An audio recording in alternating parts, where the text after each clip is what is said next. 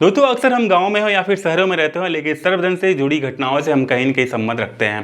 दोस्तों ऐसे में आज एंटीवेनम की उपलब्धता होने के बाद भी जो है समाज में स्नेक बाइट से मरने वाले लोगों की संख्या काफ़ी बढ़ती जा रही है। ऐसा क्यों हो रहा है? दोस्तों ऐसा हो रहा है कि हर जिले में, हर गाँव में, हर कहीं कोई न कोई ऐसा फेमस बंदा होता है कि जो कि काफ़ी प्रसिद्ध होता है दवा पिलाने, झाड़ फूँक और बिराई के चक्कर में। दोस्तों आजकल की पढ़ी लिखी जनता भी जो है इस तरह के लोगों पर काफ़ी विश्वास करती है। ऐसा क्यों होता है? दोस्तों इसमें माना जाए तो कभी क्या होता है कि हमारे यहाँ दो तरह के स्नेक पाए जाते हैं, एक वेनमस स्नेक और एक नॉन वेनमस।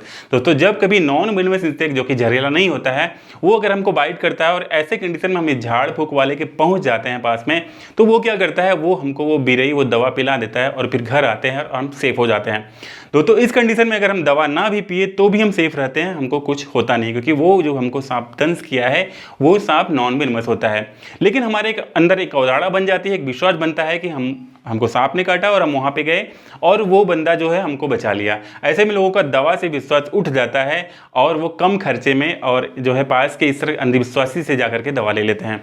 लेकिन दोस्तों उसी कंडीशन में कभी जब हमको वेनमस स्नेक बाइट करता है तो फिर क्या होता है, हम फिर उसी झाड़ फूक वाले के पास में जाते हैं और वो बंदा ये जानता है कि इसे विषैला सांप काटा है और हम इसको नहीं बचा पाएंगे, फिर भी आपको सही सलाह नहीं देता है, अपनी झोली भरने के चक्कर में, थोड़े पैसे के चक्कर में आपकी जान को खतरे में डाल देता है। दोस्तों ऐसे में समय आपके पास कम होता है, फिर जब आप झाड़ फूक के पास में अस्पताल में पहुंचते हैं तो फिर आपके पास टाइम कम होता है और फिर आप डॉक्टर भी आपको सेफ नहीं कर पाता है। तो अक्सर गांव में एक कहावत लोग कहते हैं कि साहब अगर आपको काट लिया और काट के बाद वो पलट जाता है तो फिर इंसान की बचने की संभावना काफी कम हो जाती है। दोस्तों ये बातें सही है, लेकिन इसको दूसरे तरह से लिया जाता है। दोस्तों अक्सर होता क्या है कि जब सांप गुस्से में होता है और वो जब आपको पकड़ लेता है तो पकड़ने के बाद अपने पूरे वेनम को इंजेक्ट करने के लिए अपने आप को उलट पलट के पूरे वेनम को आपके बॉडी में इंजेक्ट कर देता है। ऐसे कंडीशन में क्या होता है, जब वेनम की पूरी मात्रा हमारे बॉडी में आती है, फिर बचने के लिए हमारे पास टाइम काफी कम हो जाता है।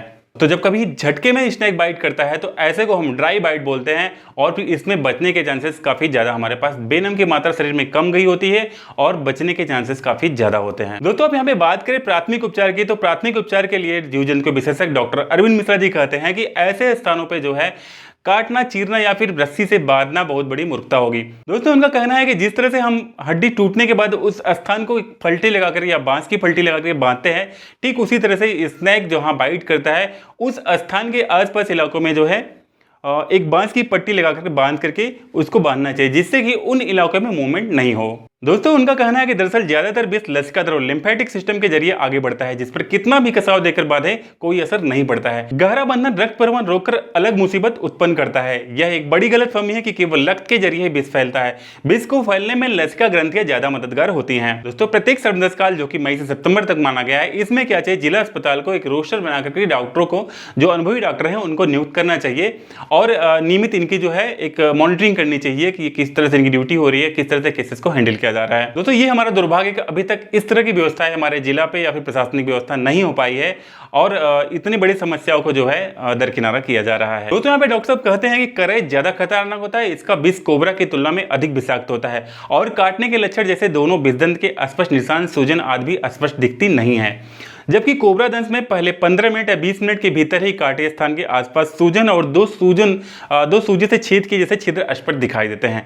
गांव में सर्पदंश की घटना पर सांप के विषहीन या विषैले होने की पहचान को लेकर के समय बर्बाद करने के बजाय कुशल चिकित्सक तक जिला अस्पताल पहुंचा जाए, इसी में हमारी भलाई है। दोस्तों कहा तो ये भी जाता है कि ज्यादातर लोग विषहीन सांप के काटने से दहशत में दिल के धड़कन बंद होने से मरते हैं, मगर डॉक्टर साहब का अनुभव ऐसा नहीं है, लोग अक्सर विषैले सांप को काटने से मरते हैं, ऐसा उनका कहना है। रसेल स्वाइपर तो बचने पर भी अंगभंग कर देता है, हाथ पैर के जिस हिस्से में काटता है वहां पे सड़न पैदा हो जाती है और कभी कभी ऐसे अंग को काटना भी पड़ सकता है। जिला प्रशासन ने सीएमओ को पता नहीं क्यों हर साल इन मौतों को असंवेदनशील होकर के अनदेखा कर देते हैं, जबकि इन्हें ऐसे नीम हकों पर कड़ी कार्रवाई करनी चाहिए जो सर्पदंश के शर्तियां इलाज के झूठे संतुलन देते हैं। हर जिले में ऐसे छल छंद चिकित्सकों की सूची बना करके उन पर आपराधिक कृत्य में लिप्त होने की कार्रवाई होनी चाहिए। इन धोखेबाजों को यह पता होता है कि विषैले सांप का उपचार करने में ये असमर्थ है, उसके बाद भी अपनी झोली भरने के चक्कर में आपको फुसलाते हैं, आपका जो कीमती समय होता है इसे ये वेस्ट करते हैं।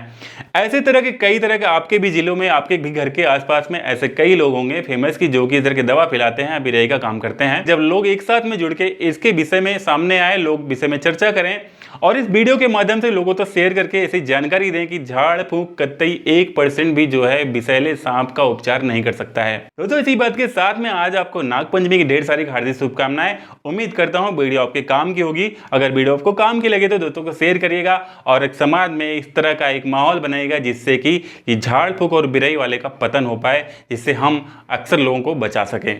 थैंक यू दोस्तों, बाय, जय हिंद।